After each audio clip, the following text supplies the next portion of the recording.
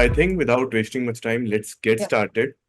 So why don't you just introduce yourself a little bit, and then I can also introduce, and maybe you can tell me a little bit about the latest project that you are working on.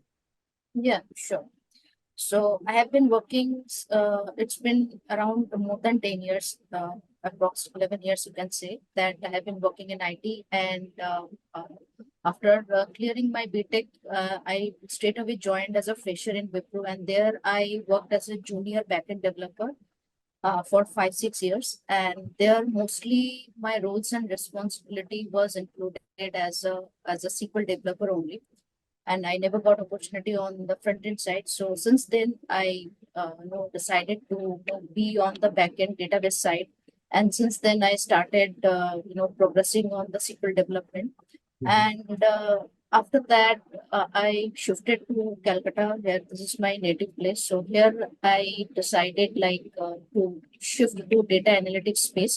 And there I fortunately, through SQL development interviews, I got opportunity to work on data engineering project. And there, since then, since 2019 till now, I've been working in that project only. It's been more than 4 years now that the entire ETL and the data analytics part and handling the client side queries, everything I'm Mhm. now looking after into it.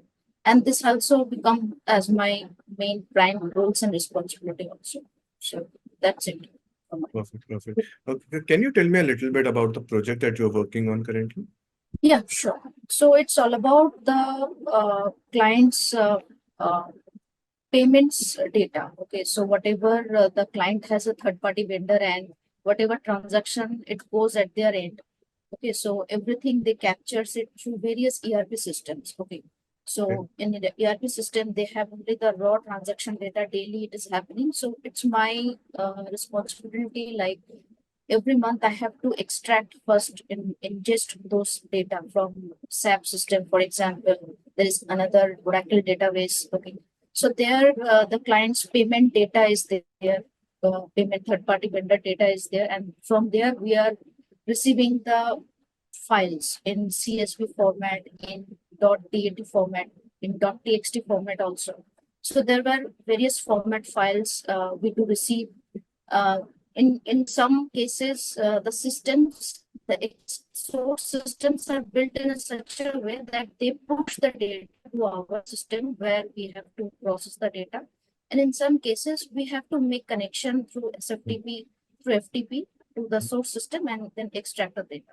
So in that cases, we have to write the new scripts. Okay, if any new source system, source data has been acquired or has been introduced, and it's our responsibility to extract the data from there. And not only that, we have to do we have to check, we have to validate whether that new data will be good fit into our existing schema. Right. So suppose we are maintaining a data warehouse and there the required format is quite different. And now we have been told by the client or business that we have to acquire a new source of data. And but after doing some analysis, we find out that that is not in the required schema format. Then either we have to bring some script writing over it so that we can polish it and then make it in a required format, or Mhm. then we can straight away reach out to the client or business team that we need some more data points or data fields that we can make it move on. So this was the main responsibility, in my current project. So that's the first stage, I would say. The second stage comes where once the raw data we have completely, received for the month. Okay, so now the main responsibility of my job starts, like how to process it. So anyway, we have the scripts ready, pipelines already designed and developed. So what is my role here is to first cleanse the data. First, we have to check whether if there is any junk data or not. Mhm. So that we through light written scripts, like you can say Python scripts, or sometimes in my current project we have used Linux shell scripts also. So before loading the files, we have to check whether there is any junk data in per record is there or not. So it could be anything. For example, if we are expecting any value from A to Z or 0 to 9, but somehow we got some junk data which is not recognizable in human readable form, but it is there in character. So in that case, we have to run through Linux shell script and we have to check per record, and then we load the data. So that is the first stage of the cleansing. Then next we go to this deduplication, which is very common in all DE project. And the third one is that the business mapping logic. Here we have a little different requirement as per the business logic, where I would say that it is also a part of cleansing only, that where certain concatenation, because we have certain codes, payment codes, along with the payment values. So business want them in their report, that should be concatenated. So that also we have acquired in our transformation script, mapping script. Okay. After we done this entire transformation part, then we have a separate process to populate the data, load the data into aggregated tables. So that we have hosted in Oracle database. So that we have a separate, because stage wise we have differentiated every script. So we have separate scripts also, that once we done this whole detailed transformation per record, per payment record, then we go for the aggregation, like very common monthly, yearly, monthly. Then comes next dimensional wise, like if there is a payment data which is according to a commodity. A commodity has been purchased by a client, and based upon that we have to categorize the spend, whatever payment has been done by the client to the vendor. So like that, dimension wise, time wise, commodity hierarchy wise, we have to aggregate the data and then push, or can say populate the data into the aggregated tables. Now from there, there's no much responsibility left for me, because my sole responsibility was to move the data till there, till aggregated tables with accurate data, and see if there is an issue or not. Apart from that, there's a data consumer team was there, who are actually from the business team. Analytics team, right? Yeah, analytics team. So definitely they has no concern with what is actually going on in the backend. So from there, we have to just integrate the data into the Power BI forms, Power BI interface. So to handle that, there is a separate team to actually create the Power BI reports and do their own data modeling from there. But that happens only from those aggregated tables, which Fact our tables, team, right? fact tables, which we have processed and populated. So, but yeah, sometimes we had to get some hands dirty on it. Like we have to also learn few things when client come to us and then ask, like for some data query, okay, some data consultancy queries they do ask to us, and we have to respond on it. So sometimes we have to go some beyond our responsibility. So Data quality are definitely exactly every time. So yeah, perfect. Yeah, I think this makes sense. Thanks for sharing it, Trisha. It seems that you have worked on different stages of the whole data pipeline. So that is really good to know. That's a good exposure. So I think we can. I have certain questions lined up for you, so we can start going to that. Yeah, sure. If you're comfortable, right? So yeah, sure. awesome. So I think you worked on SQL, right? We were talking about SQL, and you will agree that SQL is the basic foundation for our data engineering. We are storing the data in different databases, whether it's a NoSQL database or a SQL database, relational database. And in order to query that, we need SQL, right? So I think everybody, if I talk about from an audience perspective also, that will be watching this video, they also, sometimes they jump on to the advanced functions like window function, which is really important. I'm not saying those are not important, but sometimes they jump on the basics of it. They don't understand the basics properly. So that's what I wanted to understand. I mean, I have a question lined up for you, and I wanted to see your approach, how you're approaching that. It's not a very difficult question, but yeah, I think let's get into it. Let me share my screen. Yeah, sure. Let me know if you're able to see it. Yeah, I'm able to say it. Perfect. So you see these two tables here, table 1 and table 2. Right. Table 1 basically has 3 records. All of them are a numeric 1 only. And similarly, table 2 also has 2 records, mainly 1. So Right. now Right. the task here that we have is, uh, you are familiar about SQL joins, right? Right. Right. So if I talk about SQL joins, I'm mainly concerned with the inner join here, inner join, left outer join, and the cross join. So I wanted to understand if you are joining these two tables, what is the result you are expecting? Okay, you mean in three cases, right? Yes, in all the 3 cases. In the three cases. Okay. So, in case of inner join, it will be quite straightforward. Like in table one, all the 3 records, and table two, 2 records. But uh, table one, all the values is 1, and the first record, if we pick 1, and it has a matching entry in table 2 also, 1 1. Mhm. So yeah, so if we apply inner join here, Okay. then one record with first one, the same one first record will make another pair with the second record of the second table. So 2 records here we got. So you are Then saying say that for the first record in table 1, we will get 2 matching records, even right, if we have already matched this one to this first record in right, table 2. right. So Okay. for yeah, so likewise per record we will having 2 matching records. So here uh, 2 into 2, 2. So 2 into 3, 6. The total 6 records will come out in Okay. case of inner join. Okay. Mhm. So here this is the case of inner join, 6 records. And if we move on to left outer join, so in left outer join also, what happens that here we have the matching entries only. Okay, so Yeah. I can see that maybe the number of records are different, but matching entries are, but matching entries available. So in that case also, So can you give me a definition of the left outer join and how is it different from the inner join? yeah, sure.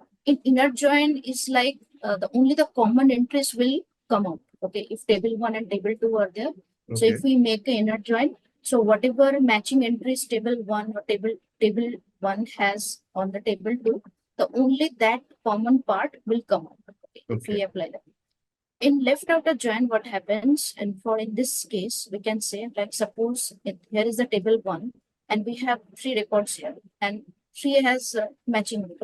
But suppose if we have Mhm. another record two in table one, but two value has no matching record present in table two.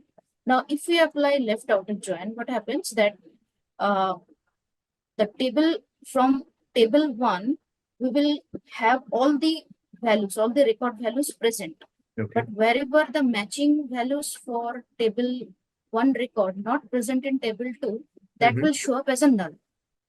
So Okay. the left table entries will show up, but wherever the left table entries don't have any matching values, that will not show up, and that will fill up as a null entity, Okay. null value. So how many So records are we expecting here for this, if we talk about? So for inner So join, I think it was 6 records, right? 6 records, like yeah. And in case of if we go to that scenario where you said that yeah, three records in the table one and Mhm. 2 records in the table two, then here if table one and table two has matching entries, right? So again, I guess yeah. Sorry, not guess. Actually, it will Mhm. be the same answer, 6 records, because first record will get the matching entry in table two Okay. records. Second record will also get 2 records. Third record will also get matching 2 records. Mhm. So whatever is the matching records, it will show up, whatever is the value. Then So you're after saying that, that in this case, the number of records from inner join will be the same as the number of records from left outer join also. yeah, in this case Interesting. also, yeah. In this case also, the answer will be same, 6 records. And And what then about cross join? in cross join also, it will have the same answer, because in cross join, what happens for every record, we do the join, we do the, we can say the mapping or matching for Mhm. every record in the second table, in the other table. So here, if we do with the first record of the table one with other table, the table two records, then first record of table one will make records. There is one record, there is two records. So each record in one table will make two records. So 2 into So 3 is basically, 6. you are saying that irrespective of whether these are matching or not, we will have, once we join these two tables, we will have an entry. Right. Is that what you're saying? Yeah. Cross join, like it will be like Cartesian product. Okay. So, Okay. So this is really interesting. I mean, for all the three joins, we are getting 6 number of records, which is usually not the case, right? We right, usually assume right. that in inner join we will have less records. Yeah, but here actually the what to say, the trick is here that the values are common. The values are present in both the tables. So sometimes it happens that we stuck in the number of records. Hmm. So that is not the case actually. Here we need to check with the values whether values are having matching entries on the other table or not. Then only based upon that, if we are applying inner join, it will return the record. If we are having left outer join, it will give the result with null, or if it is present value, it will give the value like that. Same with right outer join. Perfect, perfect. Okay. Yeah, that was the trick. Yeah. You aced it. Trisha, yeah. Awesome. Okay. I think now coming on to the similar concept of SQL, I have another two tables for you. You might be familiar with the normal employee and the department table, right? We have Right, been right, practicing on these tables only for quite some time from the very beginning. right. So here you can see that we have 4 records in employee table. We have the employee ID, which is a sequence generated number. We have the name. We have the department ID also. And similarly, we have a department table, which is basically, it has a department ID and which department it corresponds to. So one basically corresponds to computer science, second is electronics, and third we have a recent department, which is the robotics department. Right. So now we were discussing about different types of joins. I want to understand if we want to join these two tables. We have so many different joins, right? So Right. what are the different use cases for each of the different joins? I mean, how will I decide that this use case needs an inner join, or basically this kind of a use case we will have to do a outer join. I mean, what's your approach in this? How you have been dealing with it? Okay. Okay. So you mean to say that the where in which scenario we can go for inner join, outer join? Absolutely. So so here as per the given data set, I can see that employee table has 4 entries, and there's a 4 people, and 4 people belongs to some department, 3 to 1, and the last entry Mohit not belong to any department. So now here, if we now go for any outcome, like we want to see that which employee belongs to which department. Okay. So here the comes scenario, because the person who doesn't belong to any department, but still we want to know, want to get the information whether that person is belong to any department or not. Okay, so in Okay. that scenario, definitely we won't care that whether this the fourth record, employee ID 4, which has Mhm. no department ID null, whether it is having any matching department ID in the second table or not. So in that case, we can go for the left outer join. So left outer join, why? Because if we keep the table at the left side of this employee table and the department table right side, and then we apply the left outer join, then then select the name and department ID and department name. So Mhm. what will happen? Like we will get Trisha 3, then department ID, then department name. So whatever employees, okay, who have no department ID allocated, then it will come as a null. Both the fields, the select statement we will be selecting in the query, the left outer query, it will show up as which employee doesn't get allocated in a department ID, that will appear as a null. So we'll get to know that which employee are allocated, which employee. So that is the one case scenario Okay. where if we want to find out. to So all the basically, you are employees. saying that if we want the details of all the employees, Right, irrespective of whether they have any department assigned or exactly. not, Exactly. then we will do a left outer join. Right, Okay. right.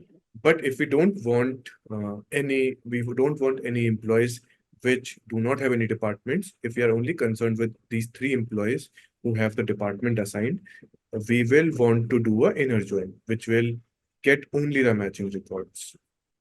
Yeah. Like one example just came into my mind. Like if you Mhm. want to know that how many people are there in the department of CS. Okay. So in that case, we can have the inner join based upon the department ID in both the tables. We can get the name as for here Sumit sir. So Mhm. here the name will appear as a Sumit sir because the department ID it's belong to one, and in the other table the department ID is belonging to CS. So based upon that, I can see that there is only one person which belonging to department ID, and it will show up the result as Sumit sir. Oh, So in that case, we will apply the inner join. makes sense. Makes sense. Awesome. Okay. I think we can move on to the next question. So earlier you told me that, I felt that you have worked on all the aspects of a data engineering pipeline. So now what I want to do is we have a couple of questions left, and what I want to do is for you to uh, imagine that you are wearing a hat. Not literally, but the context is that this hat will basically implies that you are thinking in a particular direction, that you're thinking like a particular person. So we have different kinds of people. We have junior developers, we have senior developers, we have the technical leads, right? We have consultants and the architects also. So for the following question, I want you to think like an architect. And what we are going to do is that we are going to our team, our company is basically planning on launching an e-commerce website. So what we are going to do now is that we need to hire an architect, and that's the role that you're applying for, to basically, you know, design the whole system. From a data engineering perspective, we are not concerned with the front end right now, but we are mainly concerned with the different data that will be get generated, how we are going to process that, how we are going to consume it so that we can make those data driven decisions, right? That we always talk about. Data is a new oil. So that's what I want to do. I want you to think like a architect, and the next phase of our architecture is to basically have the discussions with the stakeholders, identify all the data, different kinds of data. So what kind of consideration will you have, or how will you approach that problem or that architecture when we are starting to design a system? So yeah. If you have any insights on that, you can share. Okay. So yeah, so basically, if we have to design it from scratch, so Mm-hmm. then first we have to go to from requirements gathering. Like if we are designing an e-commerce site. Okay. So in e-commerce, what happens that basically the transaction, the purchasing and buying transaction happens, right? So in that case, we will have to carefully design, like since there will be a continuous transaction will happen, like one Mm-hmm. customer will go to the site and then they will purchase the products. Okay, they will select the products, then purchase the product, and we have to assume first that it is not limited for a single user. Let's Yeah. assume that it's quite like uh, start with the 500 customers. So in that case, we have to at low scale, we have to think about like we might have more than 500 or maybe within range 500 users per daily may Mm-hmm. access that site and then purchases. So in that case, what happens like we have to first design an OLTP data systems. What happens in OLTP, like online transaction processing? So here we have to first capture the data, like what are the transactions are going on. For Mm-hmm. example, the order state. We can start with the designing. We can first start with the data modeling perspective, that how the transaction will be captured. Whether we should first design with the orders table or we should keep it separate, or we can have it a simple raw table where only the transaction will be captured. Okay, so like that we can start. So there, and it depends upon the many features. Now in that e-commerce website, what we actually want to do, whether we want to facilitate the users only the buying and purchasing capacities or some browsing Yeah. capacities also, like So let's they will assume be. that it's a Yeah. full-fledged website. We are talking about creating a website similar to Amazon, because I was also reading recently some articles, and it says that e-commerce is the next big thing. Everybody has an idea. Everybody's creating something, manufacturing something, or outsourcing something, and they are selling it. So uh, what I feel is that e-commerce is going to be the next big thing in the next 5 years. So just imagine that you are creating a website as big as Amazon, because if we are creating it for the Indian uh, audience, right? And we have around 1/5 of the world's population, so it is going to be around 140 crores of population, a maximum.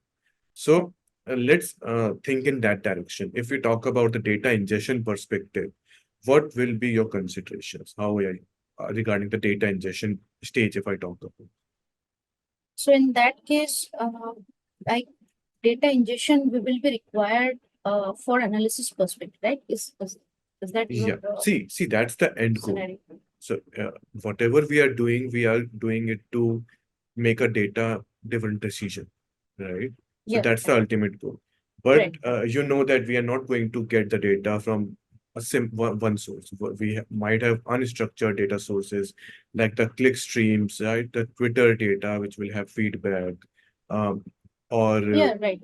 yeah. So how what will be your approach?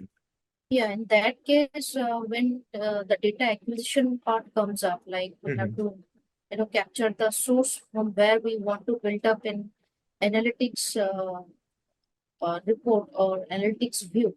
So first of all, we need to identify whether if any third-party apps or third-party sites are there where we can, outsource or we can extract, ingest the data. So we can use the API calls, we can Okay. use the API connectors, and straight away we can fetch the data using that API, and like we can implement that API using the Python script, and then straight away we can extract the JSON format data, because in website we don't get the straight away structured data. We get it in XML or in JSON format data. So in that case, API ingestion will be useful here. We need to write a script, and then wherever we have to, even sometimes we need to go some extra mile to scrap the website. We need to scrap a web. We can apply the web scrapping script, and then we can, whatever possible valuable information with it, we can, using the HTML tags, we should extract it and then fetch it into our local system where we are going to apply the big data analysis process. Then we can use this type of APIs, Python-based APIs and Java-based APIs, and then we can ingest the data. And ingestion may like directly dumping the data into a database in a data store, or we can fetch it in form of files.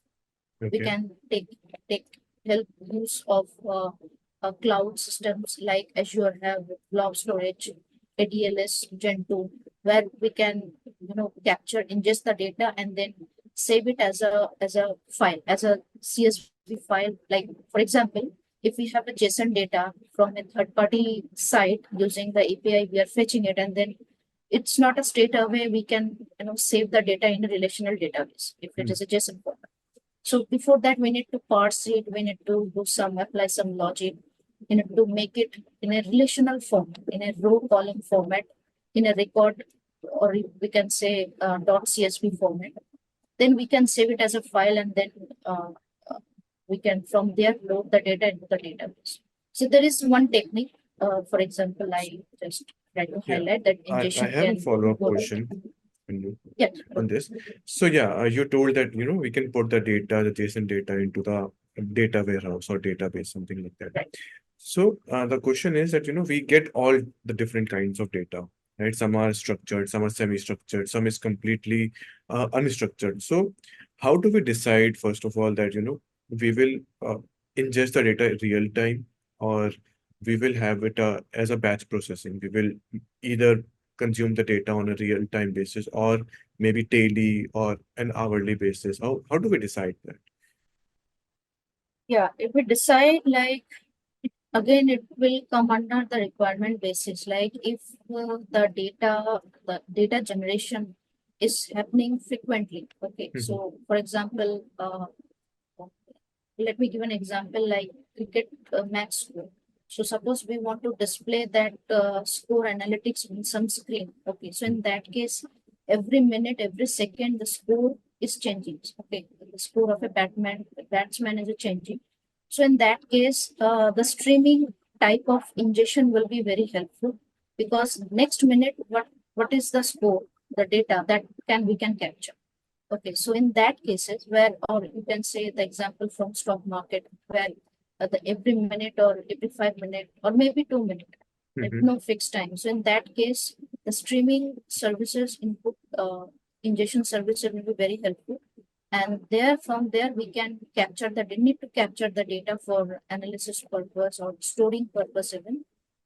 We need to like instantly capturing the data and instantly doing some analysis on top of it. In that case, streaming is necessary. But when it comes like monthly calculation, like Hmm, anything like how much spend I have done in a month.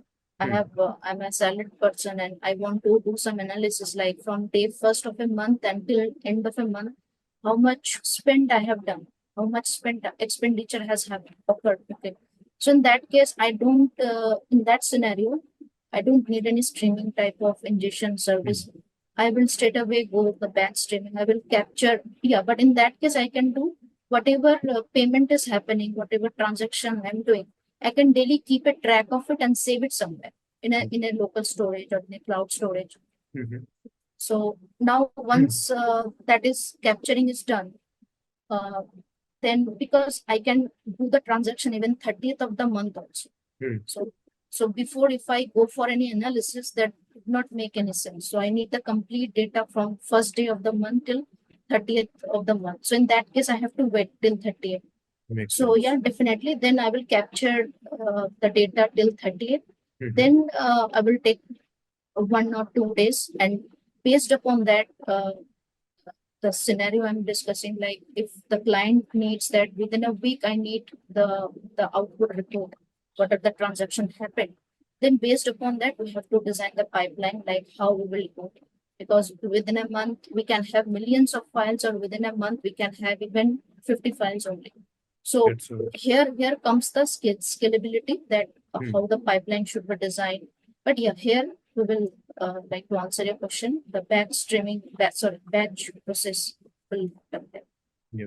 And just to add on your point about scalability, scalability is very, very important because, in the initial phase, we will have less number of users. So we would want to provision our resources accordingly.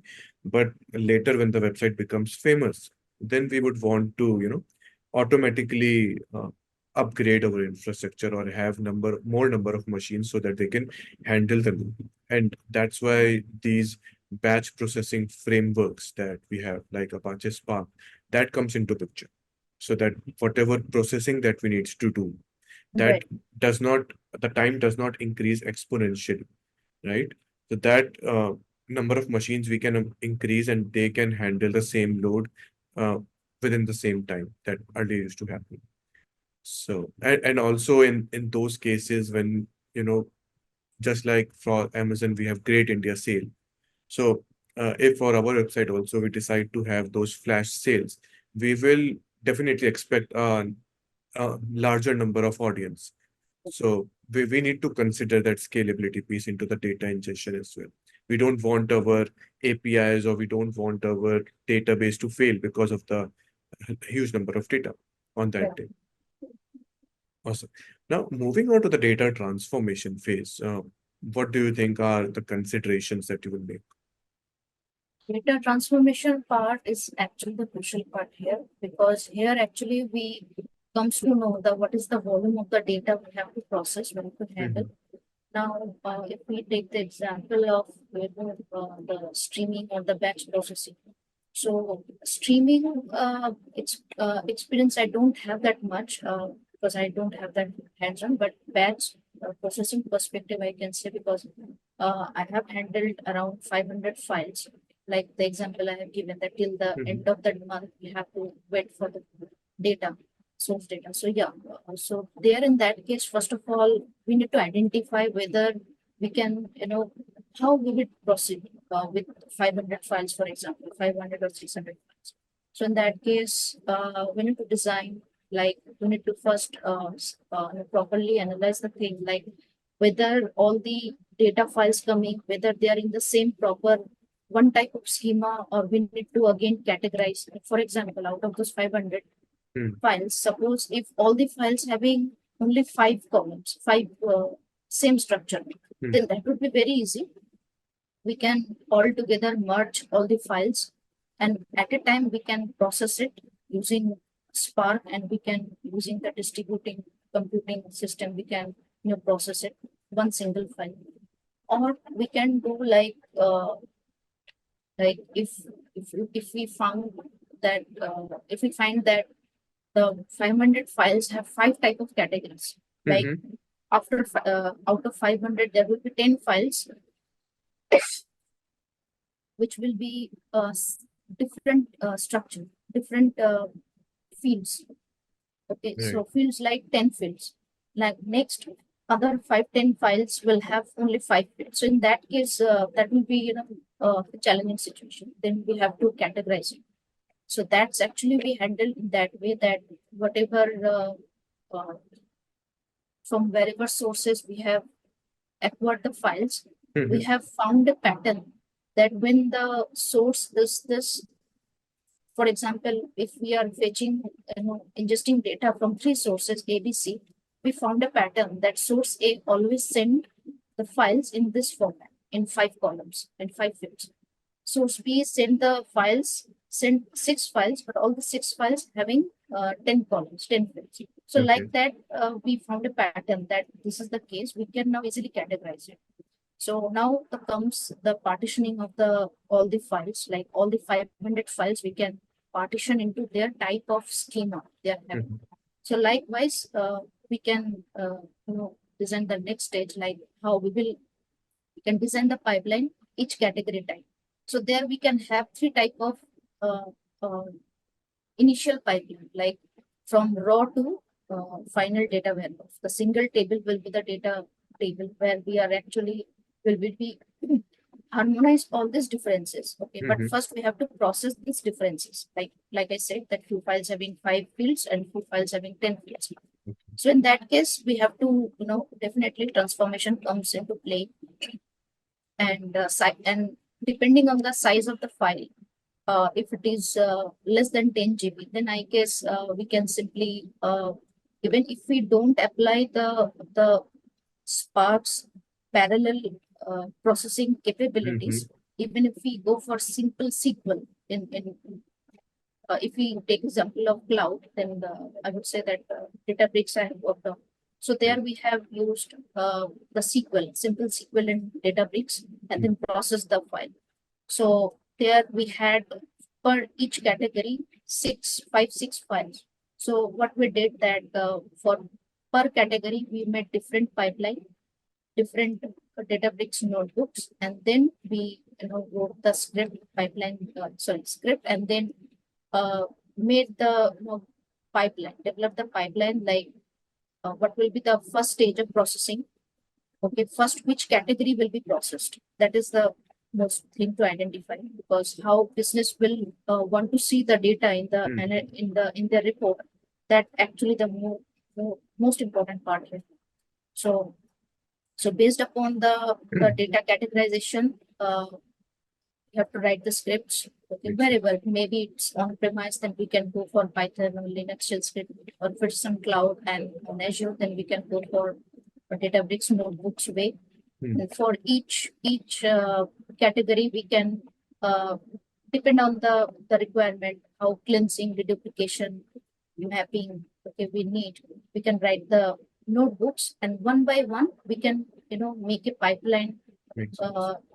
One of these notebooks, like one Yeah. notebook will finish up, then next notebook will start executing on it. So like that, we can make a database job for each category of the file.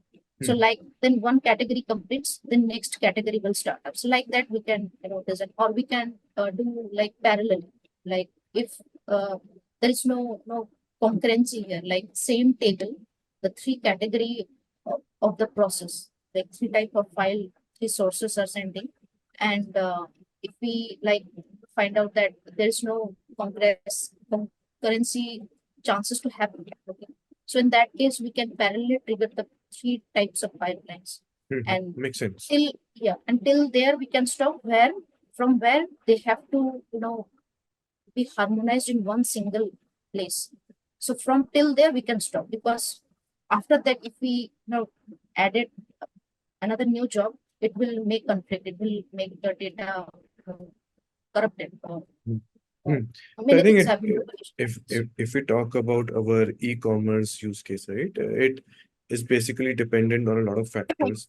So for for uh, for the initial phase, you might not get a lot of data, but we need to think from a broader perspective that going forward, we most probably, if our website gets successful, or if our company gets successful, then we will have a lot of data. So from the very beginning, we need to have those distribution processing frameworks that might not make much sense right now, but going forward, once we start getting a lot of data, they will be really handy. It does not make much sense to write the code in a traditional way right now, and then once we start getting a lot of data, then we again refactor it. So that will be a big effort. So awesome. And then we talked about data validation also, right? We need to validate the data that we are ingesting. You told about Right. data cleaning, right? Right. Data is never clean. Even after you have some application or some website for years and years, even after that, you are going to get questions, or you are going to get some data discrepancies. So we cannot avoid it altogether, but we can minimize it by being proactive and by thinking for a longer term. So awesome. Again, if I talk about data storage, right? We don't store all kinds of data in a particular format, right? For some cases, we might store the data in a data lake. For some of the cases, we might store it in a data warehouse. Do you have any insights? Why will you store the data in a data warehouse, or when will you store the data in a data lake? So when in case of data lake, what happens when we have to first, in the first stage, like we have to capture the data in raw format, because in ingestion part, we don't care about uh, like whether the what we need to do with the data. So in that case, our mindset remains like, first we have to acquire the data, we have to capture the data anyway. Okay, so that is in a raw format, definitely. So in that stage, what happens, whatever data we captures, first we have to dump it somewhere, store it somewhere.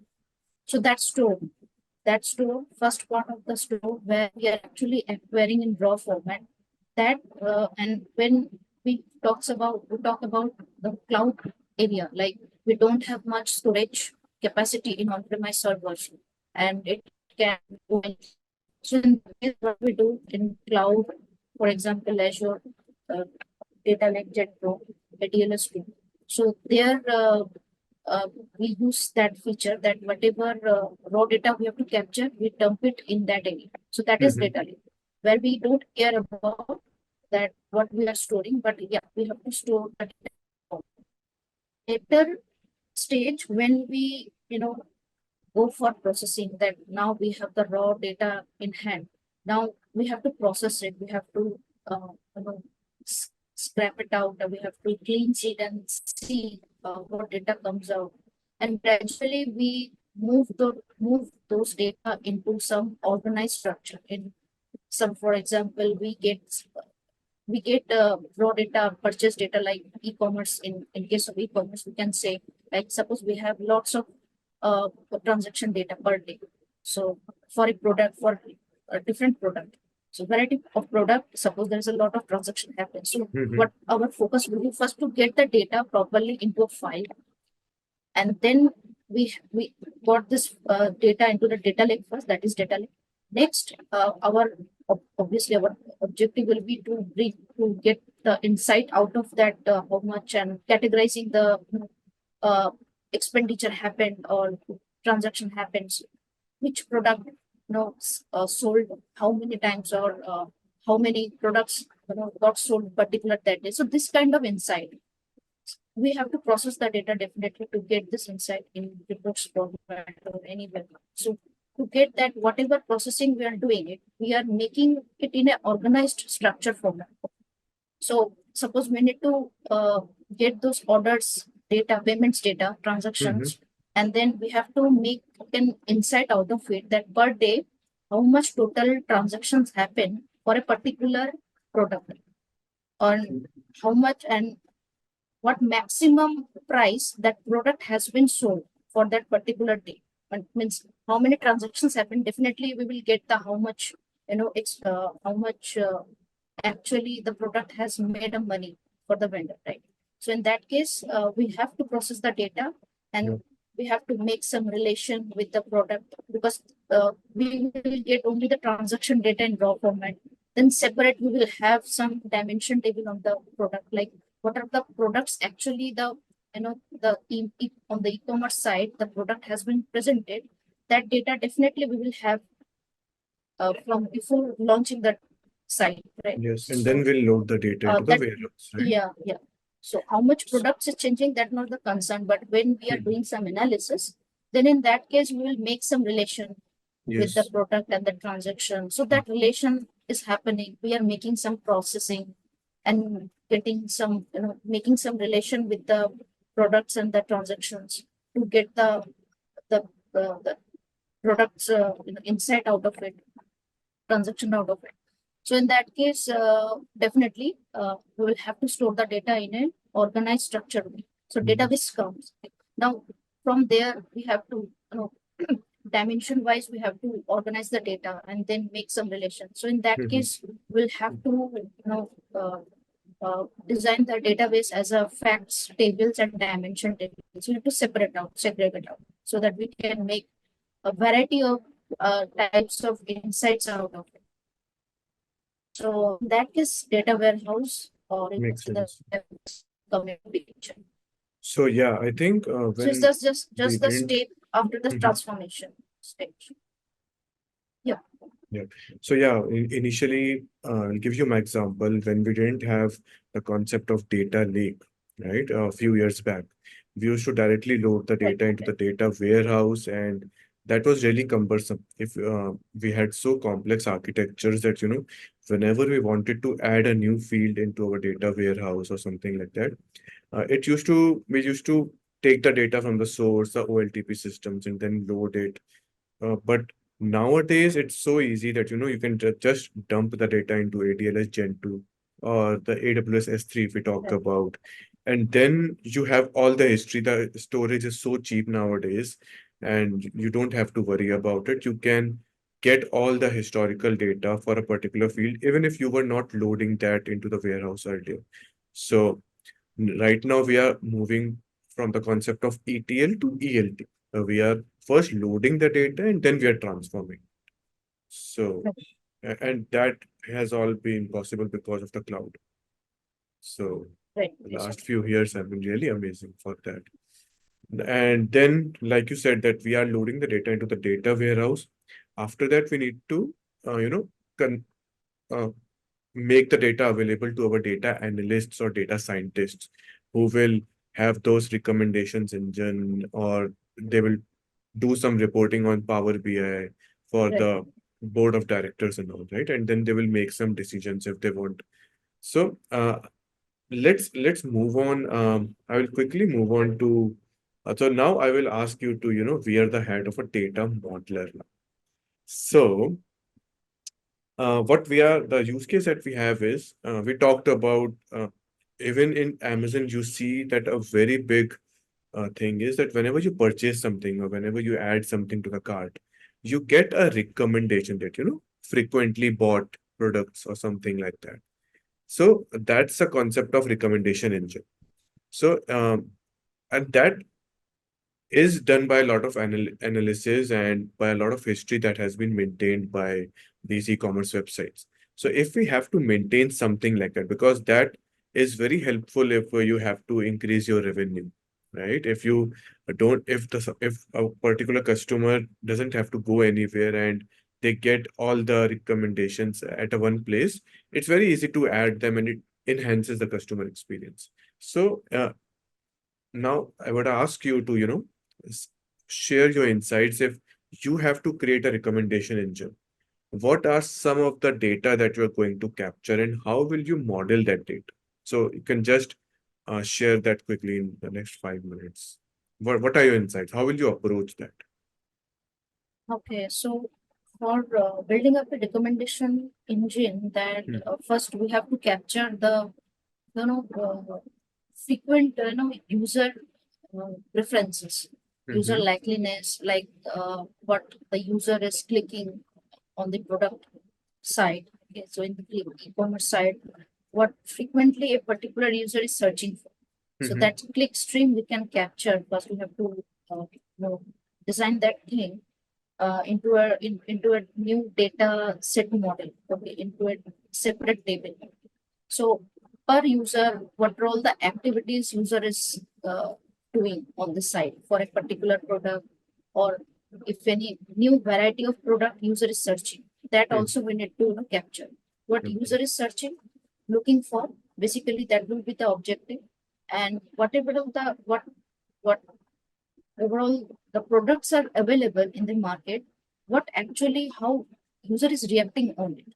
Suppose if any user has purchased any product and it has given on the website that facility to give some rating on that product, Mm-hmm. so that data we can capture. So once that thing we can design in a proper way, like uh, categorize things, like what user is searching on the site. Sometimes it happens that user has heard some the product name, and on Amazon he or she quickly wants to search it whether it's available or not.